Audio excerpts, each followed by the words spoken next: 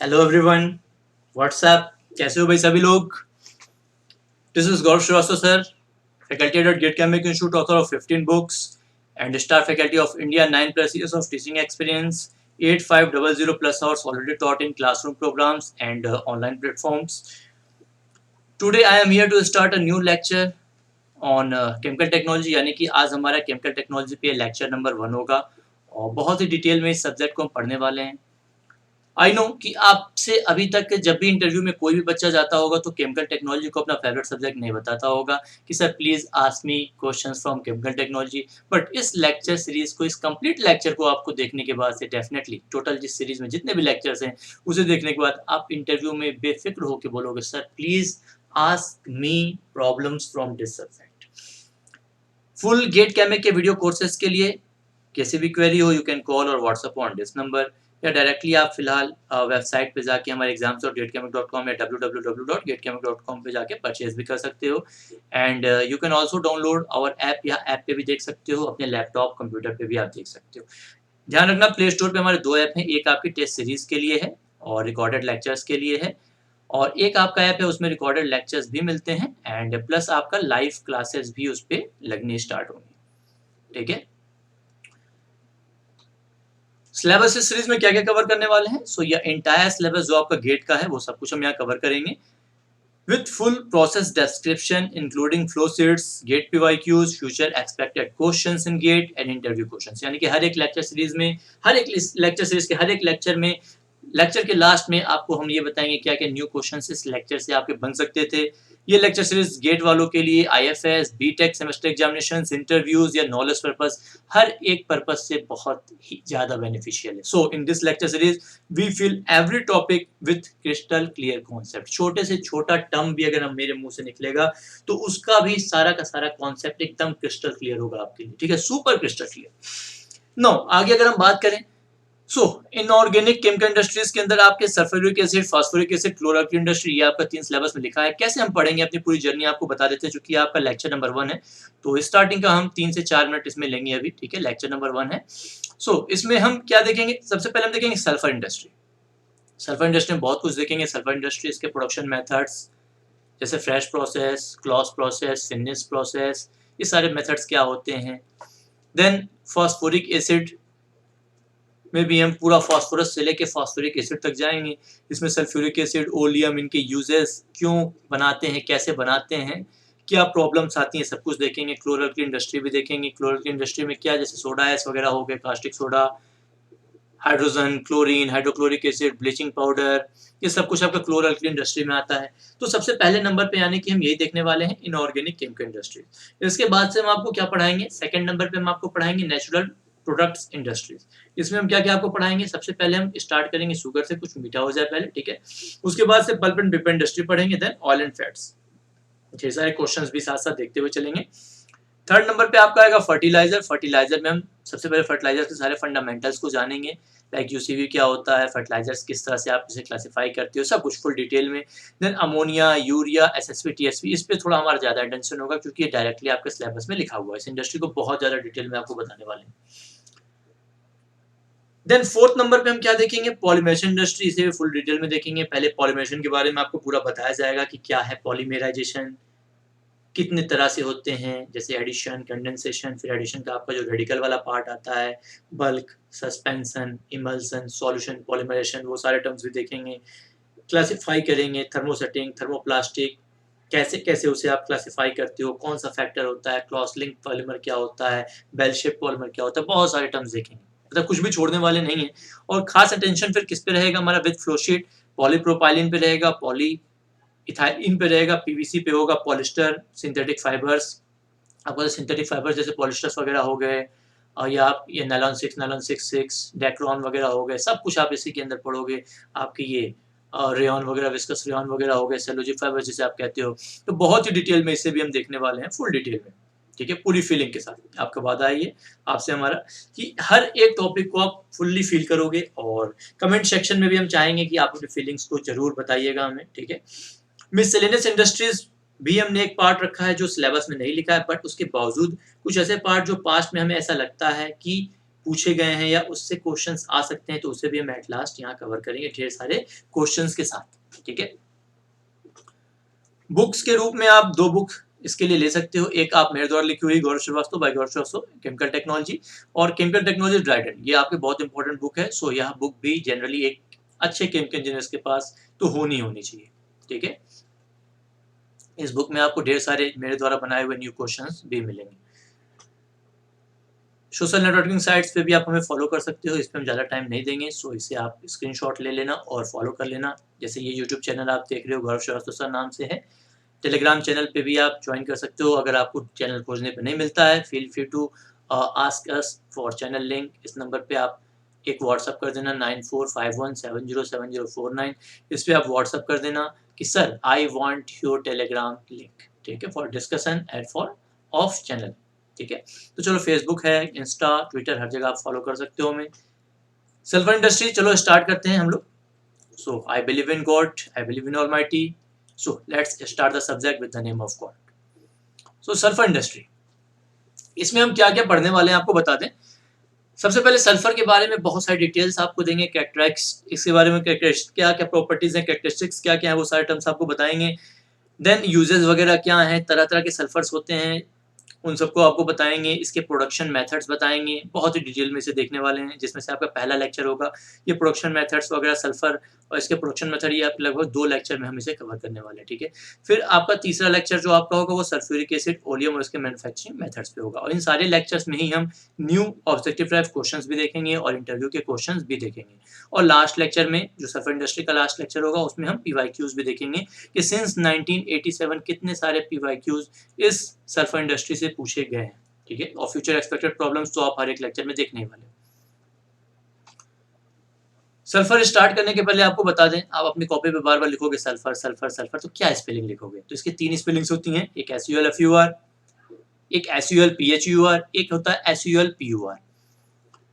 ये आपके United Nations में है SULFUR, SULPHUR ये आपका ब्रिटिश स्पेलिंग है, और SULPUR ये आपका लैटिन वर्ड है। ठीक है, तो कोई भी आप यूज कर सकते हो। कैरेक्टरिस्टिक्स ऑफ सल्फर, तो चलो स्टार्ट करते हैं हम लोग कैरेक्टरिस्टिक्स ऑफ सल्फर। कुछ बातें छोटी छोटी, जैसे इसका एटॉमिक वेट होता है 32, सभी को पता होगा। ये 2 फॉर्म में मेनली पाया जाता है, एक होता है रोम्बिक, एक होता है मोनोक्लिनिक। इन दोनों में बेसिकली अंतर क्या है आपको बता दें, स्ट्रक्चर वाइज भी अंतर है और मेल्टिंग पॉइंट का भी अंतर है।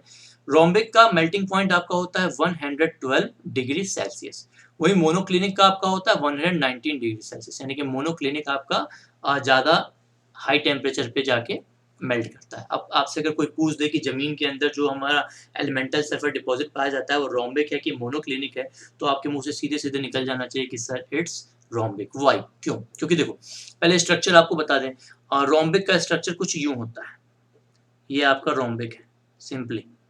ठीक है, अगर आप उसका माइक्रोस्कोपिक व्यू देखोगे तो आपको कुछ ऐसा मिलेगा, ये क्या, दिस इज रोम्बिक।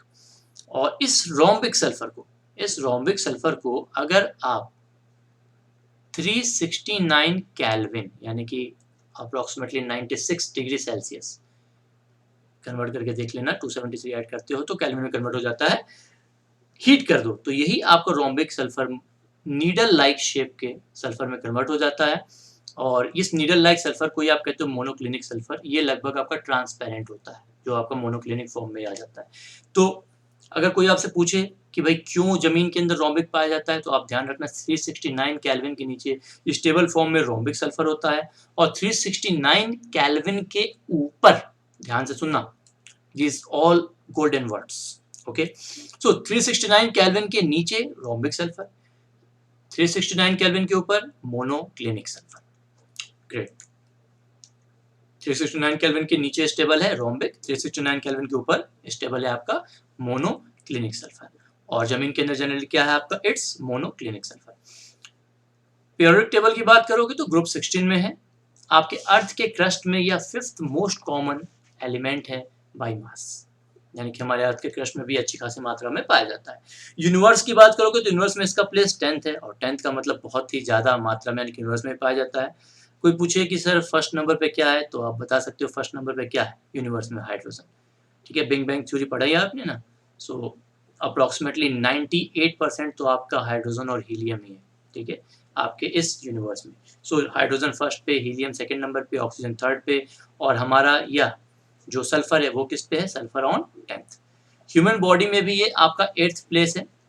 एक इंसान का वेट जितना भी है उसके हर 1 केजी वेट पे ये अप्रोक्सीमेटली 2.5 ग्राम्स के आसपास पाया जाता है पर केजी ऑफ ह्यूमन बॉडी, यानी कि आपके बॉडी में ये अच्छी मात्रा में पाया जाता है।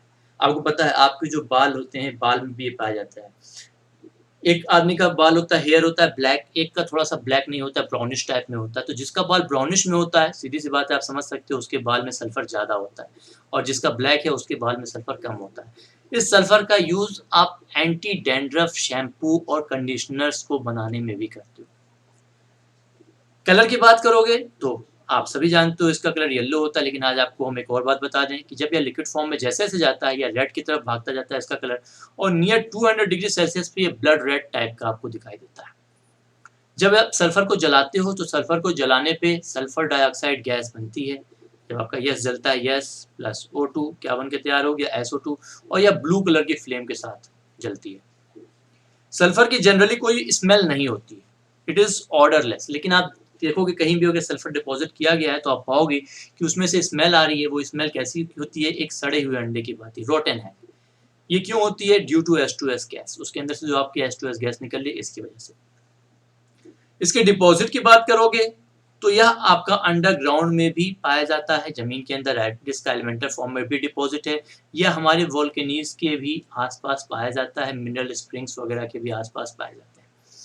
अंडरग्राउंड डिपॉजिट की बात करोगे तो अंडरग्राउंड डिपॉजिट्स आपका हमारे इंडिया में उतनी अधिक मात्रा में अवेलेबल नहीं है, और जहाँ अवेलेबल है कश्मीर में, या अवेलेबल है अभी आगे इसी लेक्चर में इसके बारे में भी डिस्कस करेंगे, बट उसे हम वहाँ की टेरेन कंडीशंस हमें अलाउ नहीं करती हैं कि इकोनॉमिकली उसको हम ज़मीन के अंदर से निकाल सकें। वोल्केनीज के भी आसपास पाया जाता है। अब कैसे वोल्केनीज के आसपास पाया जाता है आपको बता दें, जब आपका कोई भी वोल्केनो इरप्शन होता है, इरप्शन समझते हो, ज्वालामुखी विस्फोट, तो आपकी ढेर सारी गैसेस वहाँ से निकलती हैं, और ये गैसेस करीब 40 किलोमीटर ऊपर तक जाती हैं। इन गैसेस में आपको बता दें अप्रोक्सीमेटली 15 टू 17 मेगा टन तक SO2 और H2S गैस अवेलेबल होती है। अब सवाल ये है कि SO2 और H2S गैस, इसके बारे में जब हो रही है बात, तो आप ये भी जान लो कि SO2 और H2S ये आपका ज्वालामुखी विस्फोट में निकलने वाले गैसेस में ये भी आपकी मेन गैसेस हैं। ये आपका SO2 और H2S कौन सी गैस ज़्यादा कब निकलेगी, अगर आपका जो विस्फोट हुआ वो गैसेस बहुत ज़्यादा हाई टेम्परेचर पे हैं।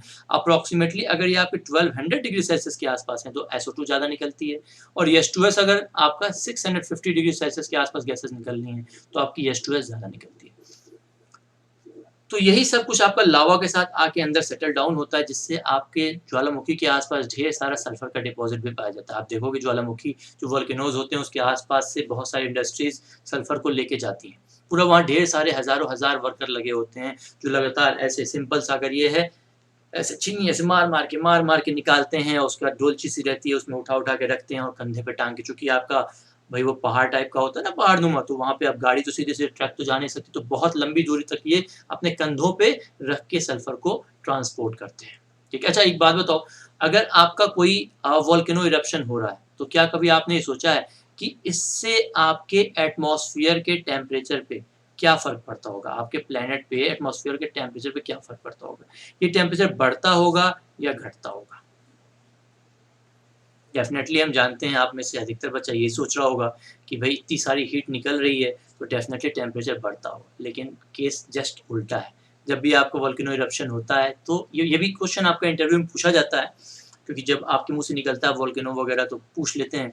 तो ध्यान रखो, जब भी आपका वोल्केनो इरप्शन होता है तो आपके एटमॉस्फेयर का टेम्परेचर अप्रॉक्सिमेटली देखा गया कि 0.5 से 0.6 डिग्री सेल्सियस तक डाउन हो जाता है। प्लैनेट का टेम्परेचर जो आपका होता है वहाँ का। क्यों? ये डाउन क्यों होता है? क्योंकि ये जो आपका वोल्केनो इरप्शन होता है जिससे ढेर सारी गैसेज़ निकलती हैं। ये गैसेज़ एक परत ऊपर को बना लेती हैं एटमॉस्फेयर में, और ये परतें जो होती हैं ऊपर से सन के द्वारा आने वाले रेडिएशन को नीचे तक पहुँचने नहीं देती हैं। जिसकी वजह से सीधी सी बात है रेडिएशन कम आएगा, तो आपका थोड़ा बहुत ज़्यादा अंतर नहीं, बट ये ठंडा हो जाता है, और ये इरप्शन के बाद आपका महीनों से लेके सालों तक रहता है यह इफ़ेक्ट। ठीक है? अंडरग्राउंड डिपॉज़िट के बारे में अभी बात करेंगे, जब फ्रेश प्रोसेस वगैरह आपको पढ़ाएँगे तो इसके बारे में भी डिटेल में हम बात करेंगे। सल्फर की अगर बात करोगे तो यह सल्फर प्योर फॉर्म में सेफ है, जैसा कि आपको पता है थोड़ा बहुत सल्फर मुंह में चला जाए कोई दिक्कत नहीं है, नो प्रॉब्लम। बट इसके कंपाउंड्स बिल्कुल भी सेफ नहीं है, लाइक सल्फ्यूरिक एसिड वगैरह। सल्फर प्योर फॉर्म में भी अगर आप ज़्यादा ले लोगे तो भी ये बहुत ज़्यादा प्रॉब्लम क्रिएट करता है, टिश्यूज़ वगैरह में इससे प्रॉब्लम्स आती हैं और लंग्स वगैरह में प्रॉब्लम्स आती हैं। तो यह भाई कोई भी चीज़ सीधी सी बात है, अगर आप एक लिमिट से ज़्यादा ले लीजिएगा तो वो प्रॉब्लम तो आपको क्रिएट करेगा ही करेगा, ठीक है। तो इसलिए सल्फर प्योर फॉर्म में हम हैंडल करते हैं, हाथ से आप उठा सकते हो, इसे छू सकते हो, कोई भी दिक्कत नहीं। थोड़ा बहुत गलती से अगर किसी के मुंह में चला गया है, घबराने की कोई ज़रूरत नहीं है, ठीक है। बट ज़्यादा मात्रा में कुछ भी जाएगा तो सीधी सी बात है, कोई भी चीज़ एक लिमिट से ज़्यादा होती है तो आपको वो नुकसान ही करती है। इसके बारे में अभी और आगे बात करेंगे हम लोग, ठीक है। सॉल्युबिलिटी की अगर आप बात करोगे तो यह पानी में इनसॉल्युबल है और यह एक बहुत ही अच्छी बात है हमारे लिए। क्यों अच्छी बात है? वाई? बिकॉज आप इंडस्ट्री में देखोगे इस वजह से इसको स्टोर करने के लिए आपको क्लोज्ड बड़े बड़े रूम्स की जरूरत नहीं होती है। ट्रक के ट्रक आते हैं और ओपन फील्ड में इसको गिरा के चले जाते हैं। तो इसको इस तरह से स्टोरेज का जो कॉस्ट होता है वो हमारा बहुत कम हो जाता है, क्योंकि भाई अगर सॉल्युबल होता, बारिश का मौसम है, सॉल्युबलाइज करके लेता गया। बट अच्छी बात है कि ये पानी में टोटली इनसॉल्युबल है। अगर आप बेंजीन, आपको पता है कि water is an universal solvent, water आपका यूनिवर्सल, इससे बड़ा सॉल्वेंट आज तक दुनिया में खोजा नहीं जा सका, इसलिए सबकी सॉल्युबिलिटी की हम बात करते हैं H2O में। इसी प्रकार बेंजीन, टॉलुइन वगैरह भी बहुत अच्छा सॉल्वेंट होता है, माना जाता है। तो इसमें भी हम देखते हैं, तो सल्फर की बात करोगे तो ये है सॉल्युबल बट बहुत ज़्यादा कम सॉल्युबल है बेंजीन और टॉलुइन में। और तीसरा क्या है आपका, ये सॉल्युबल कहाँ है, तो it is soluble in CH2, carbon disulphide में ये पूरी तरह से सॉल्युबल है, ठीक है। चलो, तो ये तो बातें हो गई क्या, ये तो इसके कैरेक्टरिस्टिक्स की बातें हो गई। हम थोड़ा सा और आगे बढ़ जाते हैं। एलोट्रोप्स और आइसोटोप्स के बारे में आपको बता दें तो सारे ही जितने भी आपके एलिमेंट्स हैं, सबसे ज़्यादा एलोट्रोप किसके होते हैं? अगर कोई आपसे पूछेगा तो आप क्या जवाब दोगे? सल्फर। It's sulphur. सल्फर के 30 एलोट्रोप्स पाए जाते हैं, 30 सॉलिड एलोट्रोप्स, ठीक है। इसमें मेनली कौन कौन से होते हैं? इसमें मेनली आपका S8 होता है, ऑक्टाहेड्रल सल्फर। और यही S8 आपको बता दें कि मेडिकेटेड पर्पस के लिए भी यूज़ किया जाता है। आप चाहो तो अमेज़न वगैरह पे खोजना, sulphur 8 medicated anti dandruff scalp conditioner, आपको ये सब ब्रांड नेम का भी मिलेगा, डायरेक्टली आप ऑनलाइन ऑर्डर भी कर सकते हो। सो S8 ज़्यादा मात्रा में होता है। इसके अलावा S7, S6 भी पाया जाता है। अब कोई पूछे कि भाई सर S8 से आप 7 जा रहे हो, 7 से 6 जा रहे हो, तो इससे क्या फ़र्क पड़ रहा है? तो इसमें इसका कलर में मेनली चेंज होता है। जैसे-जैसे इसके नंबर आपके घटते जाते हैं, ये आपका और ज़्यादा डीप येलो की तरफ जाता है। मीन्स अब ये और ज़्यादा डार्क येलो होता जाएगा, डीप येलो, ठीक है। आइसोटोप्स की बात करोगे तो आइसोटोप भी इसके बहुत सारे होते हैं। 23 आइसोटोप्स होते हैं, मास नंबर 27 से 49, जिसमें से 4 आइसोटोप्स आपके स्टेबल हैं। कौन-कौन से? एक तो आप पढ़ते हो, जो मेनली लिखते हो 32, हमने आपको बताया ना एटॉमिक वेट 32 क्यों बताया, क्योंकि ये आपका सबसे ज़्यादा मात्रा में, अप्रॉक्सिमेटली 95%। देन 33 बहुत कम मात्रा में, 34 4.25 और थोड़ी मात्रा में 36 0.01। ये 4 स्टेबल फॉर्म है किसके? आइसोटोप किसके हैं? ये सल्फर के 4 स्टेबल आइसोटोप्स हैं, ठीक है। चलो, तो हम लोग आगे बढ़ते हैं। हमारे इंडिया में रॉ मटेरियल के सोर्सेस क्या हैं? तो आपको बता दें, एलिमेंटल सल्फर हमारे इंडिया में प्रेजेंट है, यूगा वैली में, ये कश्मीर में है।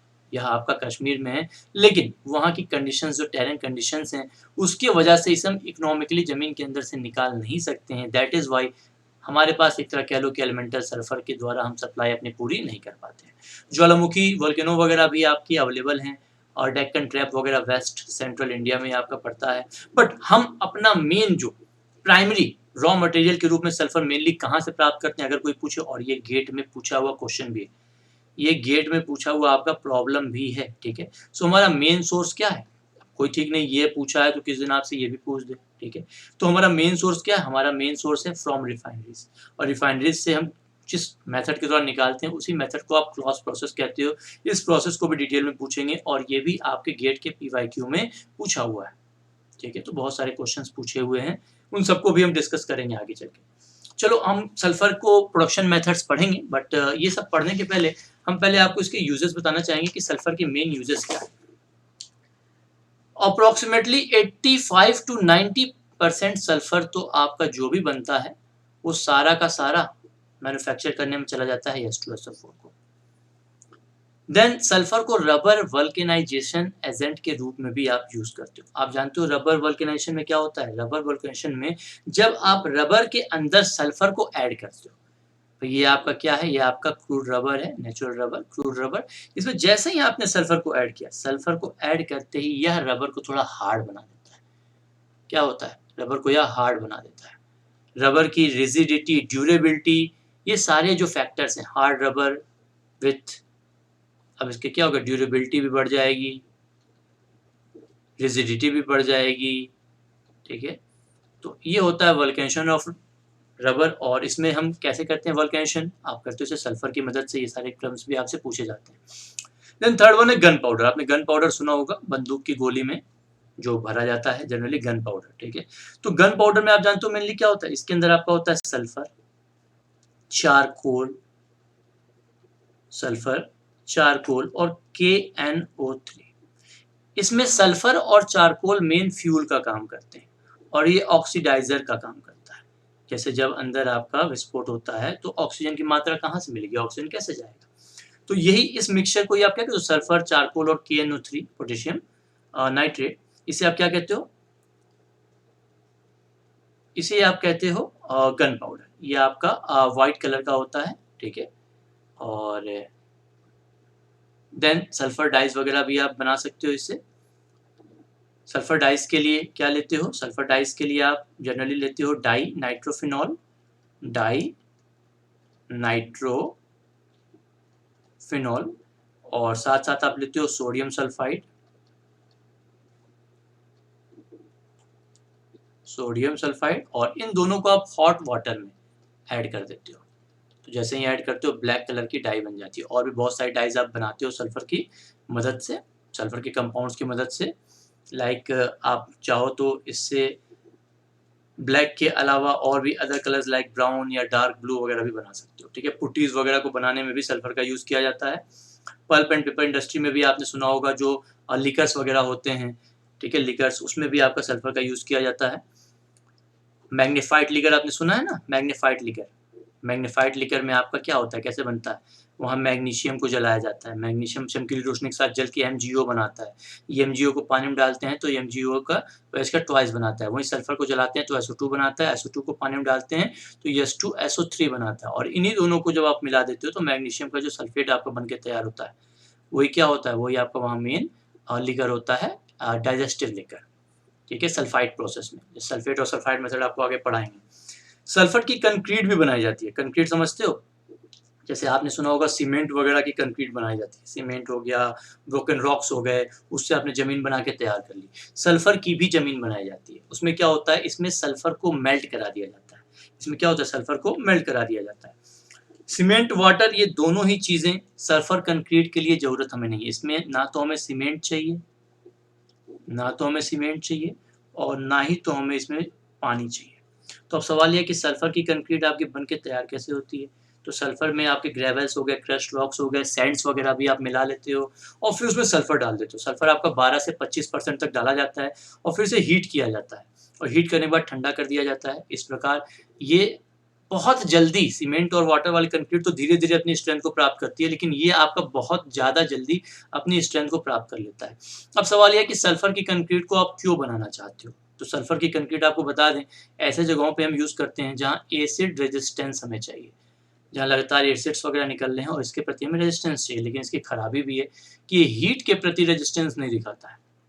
ध्यान से सुनो, ये आपका हीट के प्रति रेजिस्टेंस नहीं दिखाता। अगर हीट रेजिस्टेंस चाहिए तो हीट रेजिस्टेंस के लिए आपकी सीमेंट की कंक्रीट अच्छी होती है। इससे आप कार्बन डाइसल्फाइड भी बना सकते हो। कार्बन डाइसल्फाइड की बात करोगे तो ये ऑइंटमेंट्स वगैरह में इसका इस्तेमाल करते हो, क्रीम्स वगैरह में भी इसका इस्तेमाल होते हैं। ब्लीचिंग एजेंट के रूप में भी आप इसका यूज करते हो। इसे इंसेक्टिसाइड के रूप में भी आप यूज करते हो सल्फर को। आपको पता है सल्फर से आप चूहे वगैरह भी मार सकते हो, यानी कि चूहे वगैरह के लिए सल्फर अच्छी चीज नहीं है, ठीक है। इंसेक्टिसाइड्स वगैरह के रूप में भी आप इसे यूज करते हो। जैसे कि हमने आपको बताया medicated anti dandruff hair and scalp conditioner के रूप में भी आपका सल्फर यूज किया जाता है। इससे हम फ्लावर्स ऑफ सल्फर भी बनाते हैं। अब ये क्या है भाई? What is this? Flowers of sulphur, flowers of sulphur. अच्छा ये बताओ, अगर कोई आपसे पूछे कि क्या सल्फर आपका सॉलिड फॉर्म में एग्जिस्ट करता है, आपको हाँ। लिक्विड फॉर्म में हाँ। अब हम पूछें क्या यह गैस फॉर्म में होता है, वेपर फॉर्म में? इसका भी जवाब है हाँ। मेल्टिंग पॉइंट तो हमने आपको बता दी, बॉइलिंग पॉइंट भी जान लो, 441.1 डिग्री सेल्सियस के आसपास इसकी बॉइलिंग पॉइंट होती है, ठीक है। बट सल्फर आपका डायरेक्टली सब्लिमेशन का भी गुण रखता है। सब्लिमेशन समझते हो ना? What is sublimation? सब्लिमेशन का मतलब होता है डायरेक्टली आपका सॉलिड से गैस फॉर्म में जाना, solid to vapour form. So sublimation में इसका 25 से 50 डिग्री सेल्सियस के बीच में इसका सब्लिमेशन होता है। ये जितना ज़्यादा टेम्परेचर होगा सब्लिमेशन उतना फास्ट होगा, कम होगा उतना स्लो होगा। और यह सब्लिमेशन होता है बहुत हाई वैक्यूम में, लगभग प्रेशर वहाँ होता है 10 टू द पावर -7 टॉर, मतलब 0.00000001 टॉर, और एक एटमॉस्फेरिक प्रेशर में होता है 760 टॉर। तो समझ सकते हो कि लगभग आप कह सकते हो 0 टॉर के आसपास है, ठीक है। तो इतने कम प्रेशर पे जब वैक्यूम में आप इस टेम्परेचर को देते हो तो आप देख सकते हो इस एक्सपेरिमेंट को परफॉर्म भी किया गया है, जिसमें आपका कंटेनर ले लिया गया ग्लास का और उसके अंदर से रख के वह कंडीशन दी गई है, देखा गया है डायरेक्टली यहाँ इसके ढेर सारे बिना यहाँ मेल्ट किए हुए, ये आपका सॉलिड फॉर्म में है, बट इसके ढेर सारे क्रिस्टल्स की एक लेयर, सल्फर की एक लेयर देखी गई है कि इस कंटेनर पे ऐसे आके बनती जाती है, ठीक है। जैसे जैसे समय बढ़ता है यह लेयर मोटी होती जाती है। इसका मतलब साफ है कि ये सल्फर मेल्ट तो कर नहीं रहा है, बट यहाँ सॉलिड है, सीधे यहाँ पहुंच रहा है। इसका मतलब ये क्या है? सबलाइम कर रहा है। इसी प्रॉपर्टी का हम यूज करते हैं फ्लावर्स ऑफ सल्फर को बनाने में। इसमें हम सब्लिमेशन प्रॉपर्टी का यूज करते हैं, सबलाइम करते हैं सल्फर को, जिससे बहुत बारीक बारीक सल्फर के दाने हमें प्राप्त होते हैं। इससे अच्छी बात क्या है कि सारी इम्प्योरिटीज आपकी नीचे ही रह जाती है, इम्प्योरिटीज आपकी नीचे रह जाती है और सल्फर आपको ऊपर मिल जाता है। इसका यूज हम करते हैं एक्ने वगैरह में, मेडिकेटेड पर्पस के लिए। फ्लावर्स ऑफ सल्फर जिसे हम कहते हैं एक्ने पर्पस, कहीं किसी को एक्ने हो रहा है, खुजली वगैरह हो रही है, तो उसमें भी फ्लावर्स ऑफ सल्फर आपका यूटिलाइज किया जाता है। जैसा कि आपको पीछे ही हम बताएं कि यह एक अच्छा इंसेक्टिसाइड भी है, तो यह इसी वजह से हम मेडिकेटेड पर्पस में भी इसे हम यूज कर पाते हैं। देन नेक्स्ट क्या है, वाइन में भी इसे मिलाया जाता है। वाइन में इसे बैक्टीरियासाइड के रूप में मिलाया जाता है जब आप वाइन बनाते हो, ठीक है। सो वाइन के अंदर अगर आपने इसे नहीं डाला तो क्या होता है, इथेनॉल को जो बैक्टीरिया अंदर होते हैं वो एसिटिक एसिड में कन्वर्ट कर देते हैं, जिससे उसका टेस्ट आपका खट्टा हो जाता है, चेंज हो जाता है। इसलिए थोड़ी सी मात्रा में हम वाइन से SO2 गैस गुजार देते हैं। क्या गुजार देते हैं? SO2 gas. जब वाइन से यह SO2 गैस गुजारते हो तो उस वाइन के अंदर थोड़ी मात्रा सल्फाइड की आ जाती है, और वह सल्फाइड इन बैक्टीरियाज को बढ़ने नहीं देता है, ठीक है। बट बहुत अधिक मात्रा में इसे हम यूज नहीं कर पाते हैं, बिकॉज बहुत सारी जगह यह आपका अभी बैन भी हो चुका है, ठीक है। क्योंकि बहुत सारे लोग इसके लिए एलर्जी भी किए हैं कि हमें भाई इससे एलर्जी एलर्जी आ रही है, ठीक है। फूड प्रिजर्वेटिव के रूप में भी इसे आप यूज करते हो, ठीक है। चलो आगे बढ़ते हैं। No, one more question, how plastic sulphur is produced? क्या होता है प्लास्टिक सल्फर और इसे आप कैसे प्रोड्यूस करते हो? तो आपको बता दें, अगर आप मोल्टन सल्फर को लेते हो और इस मोल्टन सल्फर को बहुत फास्ट, बहुत जल्दी रैपिड कूलिंग इसकी करते हो, तो देखा गया है कि it feels elastic and feel of true rubber, ये रबर की भांति बिहेव करता है। तो हम कर सकते हैं ऐसा, हम कर सकते हैं ऐसा, ठीक है। और अगर कोई आपसे पूछे कि क्या यह एक स्टेबल अवस्था है, क्या यह एक स्टेबल है, तो यह अनस्टेबल अवस्था है। ये लंबे समय तक फिर ऐसा नहीं कि अपने अंदर की इलास्टिसिटी को या कंटिन्यू रखेगा, कुछ समय के बाद आप देखोगे वापस से ये क्रिस्टलाइन फॉर्म में अपने आप को बदल लेगा, ठीक है। तो ये कुछ समय के लिए होता है, थोड़ी देर के लिए होता है, ये लगातार लंबे समय तक अपने इस प्रॉपर्टी को रख नहीं पाता है। तो चलो एट लास्ट हमने कुछ बहुत सारे फंडामेंटल डिटेल्स जाने। अब हम आते हैं मैन्युफैक्चरिंग मेथड्स के ऊपर। तो आपको बता दें एलिमेंटल सल्फर माइनिंग के दो मेथड्स हमारे पास अवेलेबल है, एक सिसिलियन मेथड, एक है आपका फ्रेश मेथड। सबसे पहले आपका आया था सिसिलियन मेथड, क्या आया था? Sicilian method. एंड उसके बाद से आपका आया था फ्रेश मेथड। बस सिसिलियन मेथड उतना ज़्यादा बाद में इकोनॉमिकली नहीं देखा गया, तो ये आज के डेट में आप generally after second world war ये लगभग हर जगह से खत्म हो गया। बट उसके जस्ट पहले आप कह सकते हो कि ऑलमोस्ट 3/4 सल्फर का जो अंदर से आपका डिपॉजिट निकालते थे वो आप सिसिलियन मेथड से ही निकालते थे। आपको बता दें आपके इंडिया में तो बहुत ज़्यादा मात्रा में नहीं अवेलेबल है, बट यूएस वगैरह में बहुत ज़्यादा मात्रा में सल्फर पाया जाता है, ठीक है। यूएस के आपका सबसे पहले सल्फर को कहाँ खोज के निकाला गया था ज़मीन के अंदर? 1867 में। 1867 में सबसे पहले आप एलिमेंटल सल्फर को खोज के निकाले थे कि हाँ यह जमीन के अंदर भी पाया जाता है। और आपको बता दें, आपने एक वैज्ञानिक का नाम सुना होगा, एंटोन लेवोसियर। एंटोन लेवोसियर, ठीक है। इन्होंने यही थे जो 1777 में पहली बार इन्होंने अपने प्रयोगों द्वारा सिद्ध किया और सभी लोगों को बताया कि देखो भाई, सल्फर जो है यह एक एलिमेंट है, यह केवल एक कंपाउंड नहीं है, क्या है, एक एलिमेंट है। तो इन्होंने ही अपने उन प्रयोगों द्वारा बताया था और फिर इसके काफ़ी साल बाद, लगभग 90 साल बाद पहली बार ज़मीन के अंदर से भी इसका डिपॉज़िट एलिमेंटल फॉर्म में डायरेक्टली निकाला गया कि ज़मीन के अंदर यह अवेलेबल है। ये कहाँ पाया गया था यह डिपॉज़िट?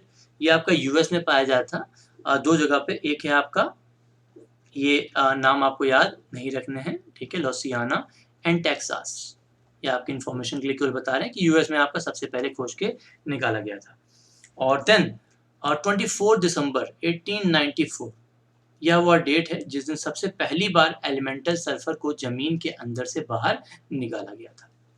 तो हमारे पास दो मेथड्स अवेलेबल हैं, Sicilian method and fresh method. तो इसके बारे में तो फिलहाल हमें जानकारी नहीं लेनी क्योंकि ये इस समय कहीं भी यूज नहीं किया जाता है, ठीक है। But may be someone ask you कि सिसिलियन मेथड किससे संबंधित है, ठीक है, बिकॉज पास्ट हिस्ट्री भी हमें जाननी चाहिए।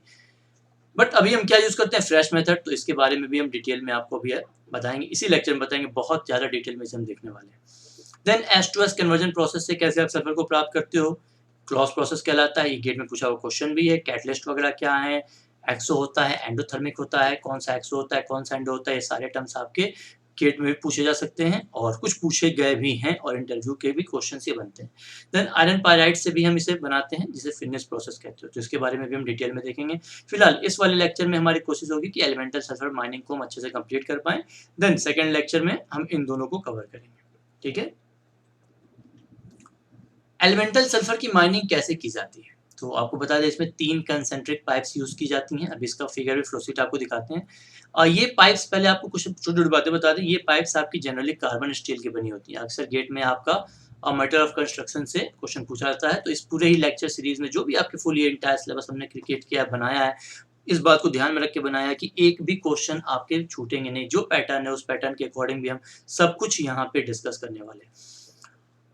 पाइप के अंदर इंटीरियर पे और एक्सटीरियर पे दोनों साइड में लाइनिंग होती है। एक्सटीरियर लाइनिंग जो आपकी होती है वो टेफ्लॉन की होती है। बाहर में हम सीमेंट की लाइनिंग नहीं कर पाते हैं बिकॉज जब अंदर हम पाइप को लेके जाते हैं तो ये लाइनिंग आपकी वहाँ रेजिस्ट नहीं करती है। बट टेफ्लॉन रेजिस्ट कर सकती है बहुत ही आसानी से, ठीक है। टेफ्लॉन रेजिस्ट कर सकती है। टेफ्लॉन आपको बता दें ये हाई टेम्परेचर पे कोई दिक्कत नहीं है इसे। आपको बता दें आपके घरों में जो फ्राइंग पैन होते हैं, ठीक है, कुकिंग वेयर्स वगैरह होते हैं, उन सब पे ही टेफ्लॉन की कोटिंग्स होती है, ठीक है। इंटीरियर जो होता है पाइप का वो सीमेंट की लाइनिंग होती है। इंटीरियर किसकी होती है, सीमेंट की लाइनिंग होती है। पाइप का डायमीटर जो 3 पाइप हैं आपके, 1 पाइप, 2 पाइप, 3 पाइप। सबसे बाहर वाला पाइप जो है इसका डाया आपका होता है अप्रोक्सीमेटली 20 सेंटीमीटर, जिसके इन 2 पाइप के बीच के एनुलर स्पेस में वाटर जाती है। देन ये वाला जो आपका स्पेस है इसमें आपका जाता है सल्फर और बीच वाले में जाता है आपका एयर। तो ये आपका 20 सेंटीमीटर। सल्फर वाला जो आपका ये पाइप है ये टोटल आपका होता है 10 सेंटीमीटर और एयर वाला पाइप होता है बहुत ये पतला होता है 3 सेंटीमीटर, ठीक है।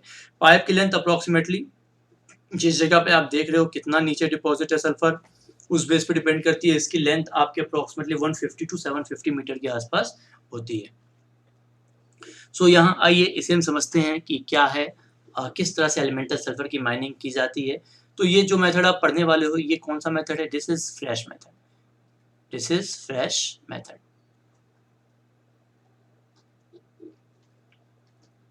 और आज की डेट में यही मेथड यूज किया जाता है एलिमेंटल सल्फर को जमीन के अंदर से निकालने के लिए, ठीक है। तो इस डायग्राम में आप देख सकते हो एक लाइन आपकी एयर की है जो 25 एटीएम पे है, ट्रीटेड वाटर ये भी आपका 25 एटीएम पे है और अप्रोक्सीमेटली इसका जो टेम्परेचर होता है 165 डिग्री सेल्सियस के आसपास होता है। अब आप कहोगे सर इतने हाई टेम्परेचर तक तो पानी वेपराइज हो जाना चाहिए, बट ऐसा नहीं होता है बिकॉज जैसे जैसे आप बॉइलिंग पॉइंट की बात करते हो तो प्रेशर आप जितना बढ़ाते हो आपका बॉइलिंग पॉइंट भी उस तरह से बढ़ता जाता है।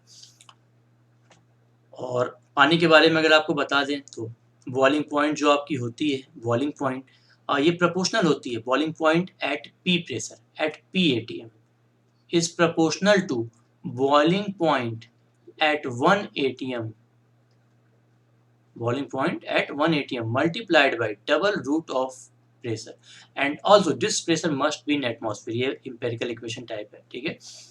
सो जैसे आप सपोज करो boiling point 2 degree Celsius 2 ATM पे देखना चाहते हो, कोई दिक्कत नहीं। तो अगर 2 एटीएम पे देखना चाहते हो तो अप्रोक्सीमेटली ये किसके बराबर होगा, 1 एटीएम पे आपका 100 डिग्री सेल्सियस होता है, तो multiplied by double root of 2, चूँकि आप 2 एटीएम पे देख रहे हो, अप्रॉक्सिमेटली आप देखोगे जो आपका रियल होता है उसके आस-पास आप पहुँच जाओगे, क्योंकि ये प्रोपोर्शनली कांस्टेंट भी है, ठीक है? बट लगभग पहुँच जाओगे, सो 119 डिग्री सेल्सियस।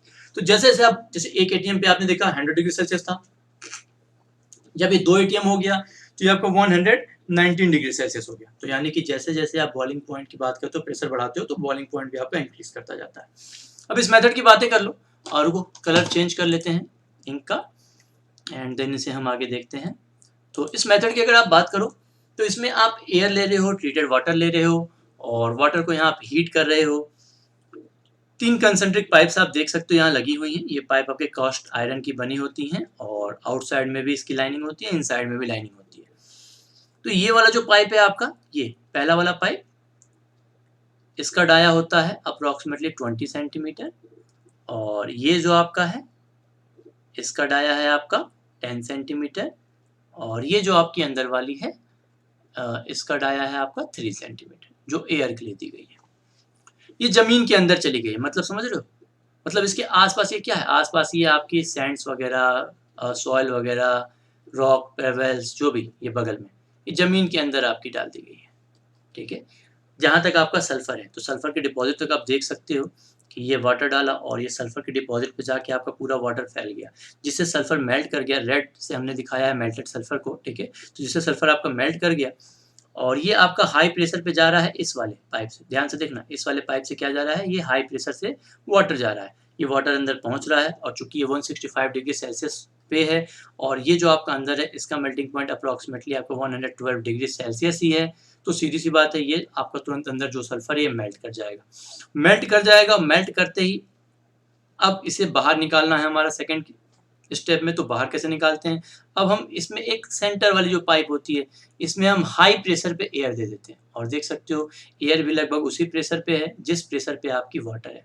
बट ये वाला जो आपका पाइप है, दिस वन, ये वाला जो पाइप है, इस पाइप को देख सकते हो सीधे ये ओपन टू एटमॉस्फेयर जा रहा है। सीधी-सी बात है, इसमें यानी कि प्रेशर एटमॉस्फेरिक और ये कम है इन दोनों पाइप से। तो सीधी-सी बात है, यहाँ जब आपका एयर ये आएगा तो यहाँ इस पे प्रेशर डालेगा, बट ये इधर को उठ नहीं पाएगा बिकॉज़ यहाँ भी आपका अप्रॉक्सिमेटली 25 एटीएम प्रेशर रखा गया है, तो ये ऊपर इधर से उठ नहीं पाएगा। बट यहाँ पे बीच में जो ये वाला एनुलर स्पेस है, इस एनुलर स्पेस में ये फ्री है ऊपर जाने को, तो आप देख सकते हो ये तेज़ी से ऊपर जाएगा। इसमें आपके स्टीम्स भी होंगे, एयर के बबल्स भी जा सकते हैं, ठीक है? इस प्रकार तेज़ी से यह सल्फर यहाँ से इस वाले एनुलर स्पेस से ऊपर को आएगा और ऊपर आते-आते ये यहाँ से कटाकट आपका यहाँ निकलने लगेगा। अब इस सल्फर के अंदर आपका जो नीचे वाटर फॉर्म में था, वो ऊपर आएगा और चूँकि एटमॉस्फेरिक प्रेशर में आ गया है, तो अब सीधी-सी बात है, इसे सेपरेट कर सकते हो। क्यों? क्योंकि जैसे ही आप एटमॉस्फेरिक प्रेशर में लेके आओगे, आपका जो भी जितना भी वाटर था, वो सारा का सारा क्या होगा? स्टीम में कन्वर्ट कर जाएगा और इसलिए आप यहाँ इसे हीटिंग भी दे रहे हो कि भई ये ठंडा ना हो पाए और जो भी आपका यहाँ पे जितने भी वाटर वगैरह हैं, ये सब कुछ आपका यहाँ से निकल जाए। सम फेज़ सेपरेटर क्या है? दोनों फेज़ों को यह सेपरेट कर देगा। इस प्रकार आपका अब यहाँ से मोल्टेन सल्फर, कैसा? मोल्टेन सल्फर यह आपका नीचे को आएगा। अगर इसमें कोई कंटामिनेंट्स वगैरह हैं, तो उन कंटामिनेंट्स को दूर करने के लिए यहाँ प्रेशराइज़ करके एक फ़िल्टर भी लगा देते हैं। फ़िल्टर करने के बाद इसे हम स्टोर करने ले जाते हैं। आप सॉल्यूशन वेट में सॉलिड फॉर्म में स्टोर कर लो या आस-पास अगर कोई सल्फर की इंडस्ट्री है तो मोल्टेन फॉर्म में आप इसे वहाँ पे ट्रांसपोर्ट कर दो, ठीक है? जो भी वाटर यहाँ से आपने ज़मीन के अंदर डाला था, ठीक है, गर्म वाटर, ऐसे तो अंदर डालते रहोगे पानी, तो यहाँ से एक ओपनिंग लाइन भी होती है, इस वाटर को भी अंदर वेस्ट वाटर जो होता है उसको ऊपर से निकाला जाता है अंदर से और फिर इसे पहले ये क्या है जानते हो? ये आपका स्प्रे पॉन्ड है। दिस इज़ स्प्रे पॉन्ड, यहाँ पानी को ठंडा किया जाता है और वापस से क्या करते हैं, इसे हम इंजेक्ट करने की कोशिश करते हैं ताकि लगातार आप निकाल रहे हो, फिर पानी का एक सर्कुलेशन बना रहे हैं, ठीक है? तो फिर इस वेस्ट वाटर को हम आगे को वापस से इंजेक्ट करने की कोशिश करते हैं। गड्ढे वगैरह बना के उसमें डाल दिए जाते हैं, वापस से ज़मीन में सोख लिया जाता है, ठीक है? मीन्स ये आपका waste water, this is your waste water. So now चलो, तो ये तो आपकी थी सल्फर इंडस्ट्री, हमने बहुत डिटेल में देखा, बहुत क्वालिटी टाइम के साथ देखा, जल्दी-जल्दी हमने देख लिया और आराम से भी देख लिया। हमने पहले कैरेक्टरिस्टिक्स वगैरह देखे, atomic weight, forms, periodic table, earth crust, 10th in universe, human body, colour, order, सब कुछ हमने देखा। प्योर फॉर्म में क्या है, सॉल्युबिलिटी क्या है, एलोट्रोप्स इसके पाए जाते हैं, हमने ये सारे डिटेल्स भी देखे, ठीक है? देन इससे इंडिया में सोर्सेज वगैरह के बारे में भी हमने देखा, कहाँ-कहाँ ये पाया जाता है और फिर हमने यूज़ देखे, ये यूज़ भी बहुत ज़्यादा इंपॉर्टेंट था, आपसे इंटरव्यू में या क्वेश्चन में गन पाउडर के बारे में पूछा सकता है, रबर वल्कनाइजिंग एजेंट के बारे में पूछा सकता है, सल्फर डाइज आप कैसे बनाते हो पूछा जा सकता है, कंक्रीट क्या होती है, अच्छा कंक्रीट के बारे में आप ये जानते हो, इसका यूज़ कहाँ करते हो? तो अभी आपको बता दें, जो अभी आपका मार्स मिशन चल रहा था ना, मार्स मिशन, ये मार्स मिशन, मार्स पे आपका पानी तो है नहीं, हमने अभी तक पानी वहाँ देखा तो है नहीं, तो इसलिए मार्स में सल्फर बहुत मात्रा में पाया गया है। सल्फर आपको बता दें, अर्थ में भी सल्फर बहुत होता है। अगर आप अपने अर्थ के गोले को दूर से देखोगे ना, बाहर अंतरिक्ष से, ठीक है, तो स्पेस से, तो वहाँ से आपको येलो येलो येलो येलो ढेर सारे आपके स्पॉट्स दिखाई देंगे। वो स्पॉट्स जानते हो क्या? वो सारे स्पॉट्स सल्फर के कारण दिखाई देते हैं। ऐसे ही मार्स पे भी बहुत सारा सल्फर है। तो ऐसा सोचा जाता है कि वहाँ जो भी बिल्डिंग्स कंस्ट्रक्शन, जो भी अगर वहाँ कुछ करते हैं, तो उस कंस्ट्रक्शन को इस सल्फर की मदद से ही किया जाएगा। ठीक है, सल्फर कंक्रीट की मदद से ही किया जाएगा, बिकॉज़ वहाँ हम सीमेंट और पानी, तो पानी वहाँ है ही नहीं, तो इसलिए सीमेंट पानी का यूज़ वहाँ नहीं किया सकता है। ठीक है, देन कार्बन डाइसल्फाइड हमने देखा ऑइंटमेंट्स वगैरह बनाने में, ब्लीचिंग एजेंट्स के रूप में भी, इंसेक्टिसाइड भी आप बहुत अच्छा है। साथ ही हम मेडिकेटेड पर्पस के लिए भी यूज़ होता है, और वाइन मेकिंग और फूड प्रिजर्वेटिव के रूप में भी इसे यूज़ करते हो। फ्लावर ऑफ सल्फर एक्ने वगैरह की दवाई बनाने में भी इस्तेमाल होता है, इसके पाउडर को लगाया जाता है। तो ये आपका प्योर फॉर्म में जो सल्फर होता है, ये आपकी एक्ने वगैरह को सही कर देता है। ठीक है, और आपको एक बात बता दें, सल्फर का नाम एक और है, ब्रिमस्टोन। सल्फर का नेचुरल सल्फर का नाम क्या है? What is the name of natural sulphur? ये भी आप प्लीज इस गोल्डन वर्ड को भी आप नोट डाउन कर लेना। ब्रिमस्टोन, ब्रिमस्टोन क्या है? This is natural name of natural sulphur. Natural sulphur को हम ब्रिमस्टोन नाम से भी जानते हैं, तो इसे भी नोट डाउन आप कर लेना। ठीक है, चलो, तो ऑलमोस्ट हमने सब कुछ कंप्लीट कर लिया है। तो चलो कुछ ऑब्जेक्टिव टाइप क्वेश्चंस हम लोग देखते हैं। ठीक है, जैसे नंबर 1, सारे क्वेश्चंस के लिए आपको 15 सेकंड्स देंगे, बिकॉज अभी स्टार्टिंग के स्मॉल स्मॉल होते हैं ऑब्जेक्टिव टाइप क्वेश्चंस। जैसे कि पहला आप देख पा रहे हो, फर्स्ट क्वेश्चन क्या है आपका? How plastic sulphur's produced? तो ऑप्शन ए है by sublimation of sulphur, B by rapid cooling of molten sulphur, या प्लास्टिक सल्फर एग्जिस्ट ही नहीं करता, या नन ऑफ दिस। चलो भाई, सभी लोग आंसर दो जल्दी, क्विक फास्ट। सो सही जवाब क्या है? Right answer is by rapid cooling of molten sulphur. ठीक है, चलो वेरी गुड। सो चलो नेक्स्ट क्वेश्चन नंबर 2, जल्दी जल्दी देख लेते हैं इसे हम। तो क्वेश्चन नंबर 2 क्या है? Which of the following method was first used to extract sulphur from underground deposits? Option A contact process, B Frasch process, C Sicilian process, या डी चैम्बर प्रोसेस। जल्दी बताओ, क्विक फास्ट। अपने नंबर भी count करते रहना, और रिवीजन भी हो जाएगा, और इन सारे क्वेश्चंस को याद भी रखना हर एक लेक्चर के साथ। अभी तो मान लो बस फंडामेंटल्स पढ़े, ऐसे हर एक लेक्चर के साथ बहुत सारे क्वेश्चंस आपको जितने भी बनते होंगे वो सब रिकैप में देखेंगे। चलो टाइम ओवर हो गया। सो इसका सही जवाब क्या है बता सकते हो? बिल्कुल सही, उम्मीद है आप सबने यही जवाब दिया होगा। Which one? C is the right answer, is Sicilian method. Okay, no next question, choose incorrect sentence. यहाँ 4 सेंटेंस दिए हुए हैं, तो आप इन चारों को पढ़ो और उसके बाद से हमें बताओ, और आपका टाइम स्टार्ट होता है। आप चलो बताओ, पढ़ लो, पढ़ के बताओ।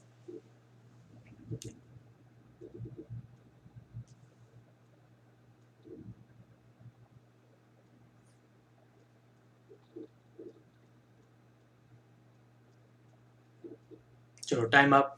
तो यहाँ पे ऑप्शन ए आपका दिया हुआ, sulphur is used to kill insects, fungi and rodents. Rodents मतलब चूहे, बिल्कुल सही, सही है, करेक्ट है।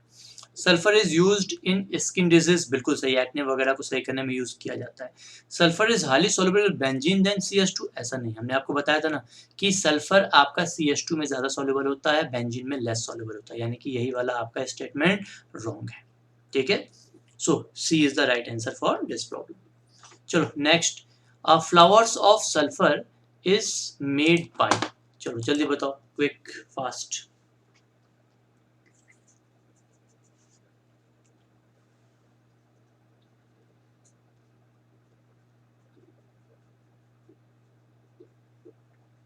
चलो टाइम अप। तो उम्मीद है आपने बिल्कुल सही जवाब ही दिया होगा। मेल्टिंग ऑफ सल्फर नहीं, गलत है। Reaction of sulphur and benzene नहीं। Sublimation and deposition of sulphur, जैसा कि हमने आपको बताया था, सब्लाइम करके बार बार डिपॉजिट कर देते हो, तो उससे क्या होता है, आपका फ्लावर ऑफ सल्फर बनकर तैयार होता है, या और कुछ नहीं होता है, महीन बारीक सल्फर होता है। ठीक है, क्लॉज प्रोसेस तो आपका वो होता है जो आपका रिफाइनरी वगैरह में इस्तेमाल किया जाता है। चलो नेक्स्ट, H2S कन्वर्जन में। ठीक है, next, natural sulphur is also known as, उम्मीद है कि सारे क्वेश्चंस आपको आ रहे होंगे, बहुत ईजी है, ठीक है। सो पढ़ने के बाद सब कुछ ईजी लगता है। जल्दी जल्दी जल्दी जल्दी जल्दी बताओ, क्विक फास्ट। चलो वेरी गुड। आई नो आपको 15 सेकेंड्स की भी जरूरत नहीं होगी, ठीक है। सो नेचुरल सल्फर को अभी हमने आपको बताया, it is also known as brimstone, ठीक है। ब्रिमस्टोन भी कहा जाता है सल्फर को। नेक्स्ट यहाँ कह रहा है sulphur is odourless but we feel smell of rotten eggs from sulphur void. Option A है रॉन्ग स्टेटमेंट है, बी है due to presence of carbon disulphide, या ऑप्शन सी है due to presence of H2S या due to presence of plastic. So definitely हमें पता है you are correct again, जैसा कि हमने बताया था due to presence of H2S, C is the right answer. Next है आपका which of the following method is used for elemental sulphur mining. इसमें से कौन सा मेथड एलिमेंटल सल्फर माइनिंग के लिए आप यूज करते हो? तो इसका क्या जवाब है? फ्रेश, क्लॉस, फिनिश या कॉन्टैक्ट? जल्दी बताओ, क्विक फास्ट। चलो आई होप सबने जवाब दे दिया होगा। 15 सेकंड्स भी ज़्यादा लग रहे होंगे आपको, बट कोई दिक्कत नहीं है, उतना समय दे देते हैं आपको पढ़ने के लिए।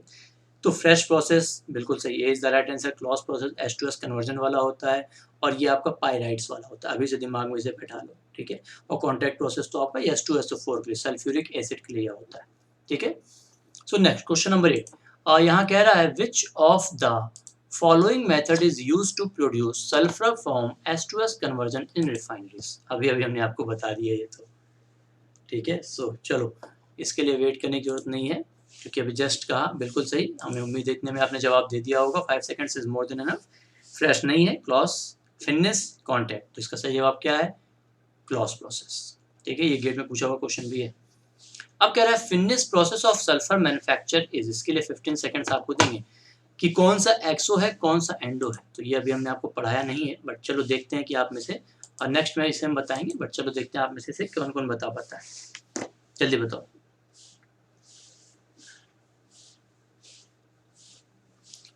ये गेट के लिए इंपॉर्टेंट क्वेश्चन भी है, ठीक है।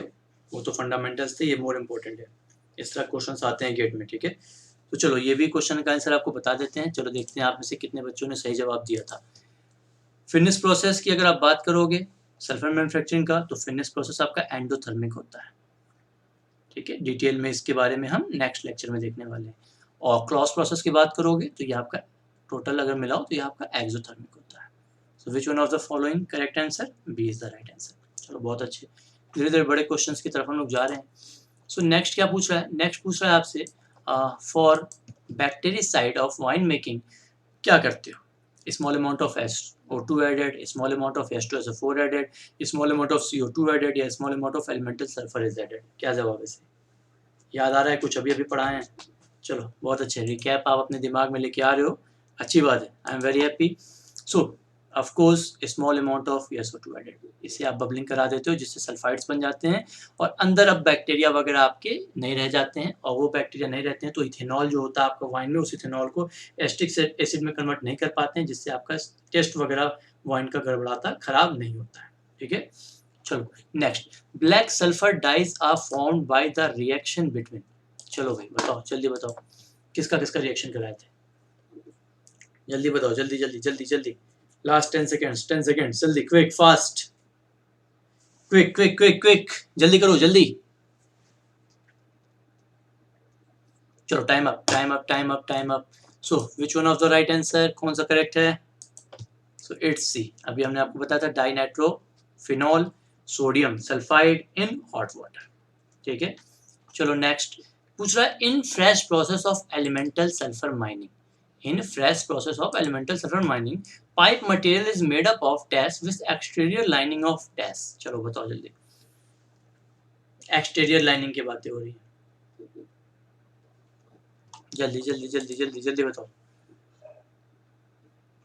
10 सेकेंड्स और हैं आपके पास, सोच लो, रिकैप अपने दिमाग में चला लो। आई नो बहुत बच्चों ने जवाब दे दिया होगा, बट जिसने नहीं दिया वो दिमाग में चलाओ और सोचो क्या है। चलो टाइम अप टाइम अप। जैसा कि हमने आपको बताया था, क्या बताया था? कार्बन स्टील एंड क्या पूछ रहा है? एक्सटीरियर। तो एक्सटीरियर में क्या था आपका? टेफ्लॉन।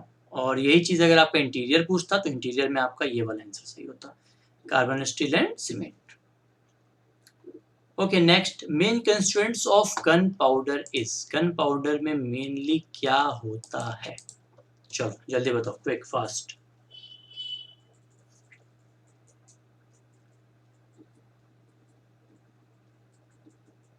फाइव सेकेंड्स, जल्दी। Okay, so time up. Which one is the right answer? It's a, it's a, A is the right answer.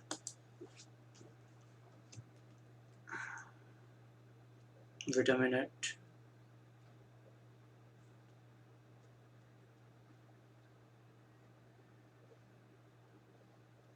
Gun powder कहाँ यूज करते हो आप? बंदूक के अंदर जो गोली होती है उसमें आपका क्या होता है पीछे इग्निशन सोर्स के रूप में? Gun powder. गन पाउडर में आपका सल्फर और चारकोल मेन यूज होता है एज अ एक्सप्लोसिव्स जलाने के लिए, और पोटेशियम नाइट्रेट जो होता है ये आपका ऑक्सीडाइजर के रूप में वर्क करता है वहाँ पे, ठीक है। ओके, सो नेक्स्ट क्वेश्चन क्या है आपका? नेक्स्ट आपका sulphur is used in rubber vulcanisation for dash and by it forms, कैसे वर्क करता है बताओ? टाइम कम है इसके लिए, जल्दी जल्दी जल्दी जल्दी खटाखट बताओ, जल्दी जल्दी जल्दी बताओ। चलो, वेरी गुड। सो होप सबने सही जवाब दिया होगा, बट नहीं भी दिए तो कोई दिक्कत की बात नहीं है। Sulphur is used in rubber vulcanisation for, किस लिए यूज करते हो? हार्डनिंग रबर, रबर को हार्ड करने के लिए, फॉर हार्डनिंग। और ये कैसे वर्क करता है? अंदर क्रॉस लिंक्स बना देता है, क्रॉस लिंक्स बना देता है।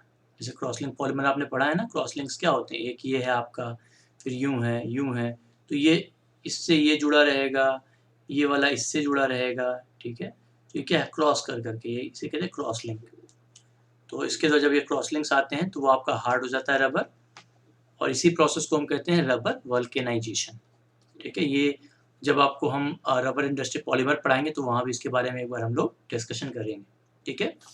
चलो, तो ढेर सारे क्वेश्चन हमने देख लिए, अभी जस्ट स्टार्ट हुआ था फ्रेश प्रोसेस, तो उसमें भी ढेर सारे क्वेश्चन हमें मिल गए।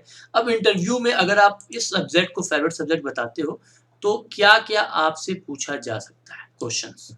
So number 1, what is flowers of sulphur, how manufacture and uses? तो सिंपल सा जवाब है, फ्लावर ऑफ सल्फर क्या होता है?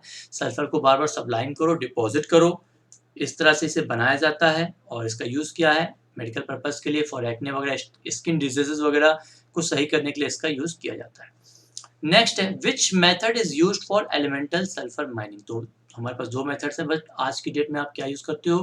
फ्रेश प्रोसेस, ठीक है, यूज करते हो fresh process. Next, finish process and clause process, इन्हें आपको इंथैल्पी के डायरेक्शन के रूप में पूछा जा सकता है। तो सीधी सी बात है, आपको हमने बताया था क्लॉज प्रोसेस आपका एक्सोथर्मिक होता है और फिनिश आपका एंडोथर्मिक होता है।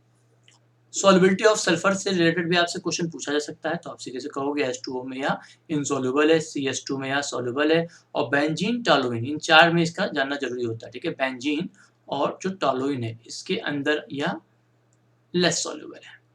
Next, what happens when sulphur mixed in rubber? जब रबर में सल्फर को मिलाते हैं तो क्या होता है? यह रबर को हार्ड कर देता है। कैसे हार्ड करता है? बाय क्रॉस लिंक्स, उसके अंदर क्रॉस लिंक्स को यह बना देता है, जिससे रबर आपका हार्ड हो जाता है। How sulphur prevents wine, sulphur wine को कैसे बचाता है? तो सल्फर वाइन को ऐसे बचाता है कि जब आपका अंदर सल्फर डाइऑक्साइड से सल्फाइड बनके तैयार हो जाता है, तो वो सल्फाइड वाइन के अंदर जो बैक्टीरिया है उनको और ज़्यादा अपने आप को बढ़ाने नहीं देता है, रहने नहीं देता है, सस्टेन नहीं करने देता है, जिससे वह अंदर के इथेनॉल को एसिटिक एसिड में ना कन्वर्ट कर दे, खट्टा ना हो जाए हमारा वो वाइन, ठीक है। इससे बचने के लिए हमें उसके अंदर सल्फर को मिलाना पड़ता है। बट एक और तरीका है इससे बचने का, आप वाइन को जितना ज़्यादा कोल्ड रखोगे, रेफ्रिजरेशन में रखोगे, तो ये इथेनॉल आपका एसिटिक एसिड में कन्वर्ट नहीं हो पाएगा, ठीक है। नेक्स्ट है raw material sources in India. तो आप क्या बोलोगे भाई raw material sources in India के बारे में? हमारे इंडिया में रॉ मटेरियल क्या है? जनरली हम कहाँ से यूज़ करते हैं? फ्रॉम रिफाइनरीज, ठीक है, फ्रॉम रिफाइनरीज। बट हमारे पास प्यूगा वैली जो कश्मीर में, यहाँ पर भी आपका एलिमेंटल फॉर्म में प्रेजेंट है, बट वहाँ की टेरेंट कंडीशंस अच्छी नहीं है, हम आसानी से इकोनॉमिकली वहाँ से नहीं निकाल पाते, इसलिए वहाँ से हम अपने जो नीड है उसे पूरा नहीं कर पाते हैं, ठीक है। एंड नेक्स्ट क्वेश्चन क्या है, next main constraints of gun powder. तो अभी अभी हमने पीछे भी आपको बताया, तो आपसे इंटरव्यू में भी पूछा जा सकता है। तो गन पाउडर में सल्फर है आपका, चारकोल है आपका, और KNO3 है। KNO3 मेन ऑक्सीडाइजर का वर्क करता है, और ये दोनों आपके जो है ये फ्यूल का वर्क करते हैं, ठीक है। What is sulphur concrete? अब देखो ये गन पाउडर में एक बात और बता दें, ये एक एक्सप्लोजिव की तरह है, बट ये लो एक्सप्लोजिव कहलाता है। व्हाई? क्योंकि जब बंदूक चलाते हो तो वहाँ उसके अंदर इतनी क्षमता नहीं होती कि बंदूक को तोड़ दे। यही जो होते हैं लोकल बंदूक वगैरह जो ये लेके आते हैं, स्मगलिंग वगैरह वाले जो बंदूक होते हैं, जो लोकल बने होते हैं, आप देखते हो कि सुनते होगे कि बहुत से गन्स जो होते हैं वो चलाते समय क्या हुए, फट गए, और फटने से क्या हुई, उंगली वगैरह फट गई। मूवी वगैरह भी आपने देखी होगी, अभी कौन सी मूवी थी, हमने भी देखी, कालीन भैया वाली मूवी देखी हो, मिर्जापुर। तो उसमें भी आपने देखा होगा सीरीज जो थी, वेब सीरीज। तो वहाँ क्या होता है, बंदूक जब चलाता है टेस्टिंग के लिए, तो यहाँ उसके हाथ ही फट जाती है, उंगली फट जाती है। क्यों? क्योंकि उसमें इतना ज़्यादा क्षमता नहीं होती है कि जब वो गोली आगे को निकलती है तो अंदर जो ब्लास्ट होता है उस ब्लास्ट को सह सके, तो इसलिए आपका तुरंत मेटल फट जाता है और हाथ पे सीधे प्रेशर आता है। तो यह उतना बड़ा एक्सप्लोसिव नहीं होता है, बट यह है लो एक्सप्लोसिव है, और इतना होता है वेल कि बंदूक के अंदर जब ब्लास्ट होता है तो बंदूक की गोली को या बहुत तेजी से आगे को, यहाँ इतना प्रेशर जनरेट होता है कि आगे को बहुत तेजी से ढकेल देता है। Then what is sulphur concrete? Sulphur concrete क्या है? तो सल्फर कंक्रीट क्या है, कोई आपसे पूछता है तो आप बता दोगे यार सीमेंट कंक्रीट जैसे होती है, तो उसमें सीमेंट और पानी और ग्रेवल्स वगैरह मिलाते हैं, यहाँ आप सल्फर देते हो, और यहाँ पानी की जरूरत नहीं होती। सल्फर और सैंड वगैरह ले सकते हो, पेबल ले सकते हो, और ब्रोकन रॉक्स ले सकते हो, और इसे लेके आप हीट कर दोगे। हीट करके जब यह वापस से मेल्ट कर जाएगा और वापस से जम जाएगा, तो अब यह आपकी स्ट्रेंथ जो सीमेंट वाली होती है उससे भी ज़्यादा स्ट्रेंथ देगा, तुरंत देगा, इमीडिएटली देगा। बट यह एसिड रेजिस्टेंस तो है, लेकिन ये हीट रेजिस्टेंस नहीं है, बहुत हाई हीट टेम्परेचर पे इसे मैनेज नहीं कर सकते। मार्स वगैरह पे बिल्डिंग कंस्ट्रक्शन के मटेरियल के रूप में इसे कंसिडर किया जा रहा है, ठीक है। अब जब भी मार्स मिशन अब और आगे क्या बढ़ता है देखा जाएगा, ठीक है। देन मेथड ऑफ कंस्ट्रक्शन क्या है, इंटीरियर एक्सटीरियर लाइनिंग्स क्या होती है पाइप्स की जो माइनिंग में आप यूज करते हो। तो मेथड ऑफ कंस्ट्रक्शन मेनली क्या है इसका, कार्बन स्टील है। इंटीरियर और एक्सटीरियर लाइनिंग में क्या यूज करते हो, इंटीरियर में आपका सीमेंट होता है, और एक्सटीरियर में क्या होता है आपका, ये टेफ्लॉन होता है। सो होप आज का लेक्चर, ये लेक्चर नंबर 1 आपको पसंद आया होगा। नेक्स्ट लेक्चर में भी ऐसे ही बहुत और डिटेल में लेके क्वालिटी टाइम के साथ हम आगे बढ़ेंगे, नोट्स भी साथ साथ प्रिपेयर करते रहोगे। सो डेफिनेटली गेट से लेके कुछ भी होगा, कोई भी चीज़ रटनी नहीं पड़ेगी, बहुत ही डिटेल में हम आगे भी देखने वाले हैं, ठीक है। सो नेक्स्ट लेक्चर में हम इसे कंटिन्यू करेंगे फिनिश प्रोसेस और क्लॉज प्रोसेस के साथ, ठीक है। तब तक इसे रिवाइज कर लेना अच्छे से। देन इसमें हम लेक्चर नंबर 3 लेके आएंगे, और लेक्चर नंबर 3 3 लेक्चर्स आपके सल्फर के होंगे, ठीक है। और लेक्चर नंबर 3 में आप देखोगे बहुत डिटेल में सल्फ्यूरिक एसिड एंड ओलियम, ठीक है। बहुत सारे इसके भी टर्म्स हैं, क्या क्या आपसे पूछे सकते हैं और क्या पूछे गए हैं, वो फिर हम लास्ट में आपको सल्फर इंडस्ट्री के बारे में वो भी फुल डिटेल देंगे, ठीक है। एंड चूंकि ये फर्स्ट लेक्चर है तो एक बार फिर से जो आपको याद दिला दें कि आप आगे के लेक्चर्स बहुत सारे फ्री में अगर आपको देखने हैं तो यूट्यूब पे तो आएंगे, बट यूट्यूब के अलावा आपको यह ऐप भी डाउनलोड करना होगा, और इस ऐप पे भी आपको बहुत सारे लेक्चर्स मिलेंगे, ठीक है। फुल लेक्चर सीरीज के लिए आप इस नंबर पे कांटेक्ट कर लीजिएगा, ठीक है। फुल लेक्चर सीरीज किस तरह से एक्टिवेट होगी, कैसे लेनी है, वो सारे डिटेल्स आपको इस नंबर पे मिल जाएंगे, ठीक है। चलो, सो होप आपने लेक्चर एंजॉय किया। सो प्लीज़ कमेंट सेक्शन में ज़रूर लिखिएगा, कोई सजेशंस वगैरह हो, और कोई भी क्वेरी हो, always feel free to ask us on this number, ठीक है। और जल्दी ही आपके लिए टेलीग्राम ग्रुप्स वगैरह बने हुए हैं, और कुछ और प्राइवेट टेलीग्राम ग्रुप्स भी बनाएंगे जिसमें हम स्पेशल बच्चों को, स्पेशल का मतलब हम उसमें टेस्ट लेके बच्चों को रखेंगे कि कौन कौन से बच्चे वाकई में तैयारी करें, प्रिपरेशन, तो आप वहाँ डिस्कशन आपस में कर पाओगे, ठीक है। तो वैसे तो डिस्कशन ग्रुप अभी हमारा है, इसे तो आप तुरंत ज्वाइन कर लेना, जो हमने आपको बताया था अभी। Gaurav sir, GATE chemical. चलो ठीक है, चलते हैं। All the best to all of you for your bright future. मिलते हैं लेक्चर नंबर 2 में।